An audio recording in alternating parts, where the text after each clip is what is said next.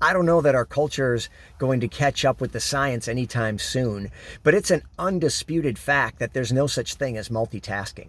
That you can switch between tasks, and some people do that in a way that's fast enough and relatively smooth that it looks like multitasking. And it may be the story they're telling themselves about how efficient they are by multitasking, but the fact is they're just not. Your brain can do one thing at a time. And it's either doing this thing or that thing, or you're switching back and forth. But that's actually not even my point today, other than knowing that that's true. If you're talking to someone and they are looking at their phone and texting something or reading something, they're not listening to you. So stop and wait for them.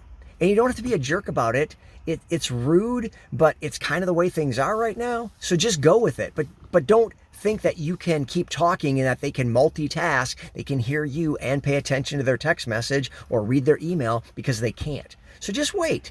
It's likely that they're going to take a second or two before they even realized you stopped talking.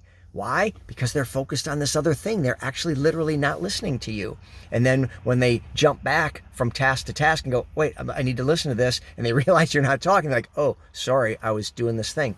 And that's okay. Just don't waste your time and your breath, because you're either going to get a non-committal, yeah, sure, and nodding, but they really didn't hear you or understand you. And then they'll come back later and go, hey, what was that thing? Can we go back over it? And you'll have to do it again. Or they'll reverse a decision that you thought they made when they nodded. Or you'll just have to repeat yourself right there at the time when they say, hey, can you just tell me that again? Because if you can only do one thing at a time and someone's on their phone, they're not listening to you. So try to make it smooth and painless for the other person if you want. You don't necessarily have to be a jerk about it, but you definitely don't want to waste your time and assume that they can multitask, because they just can't, and neither can you.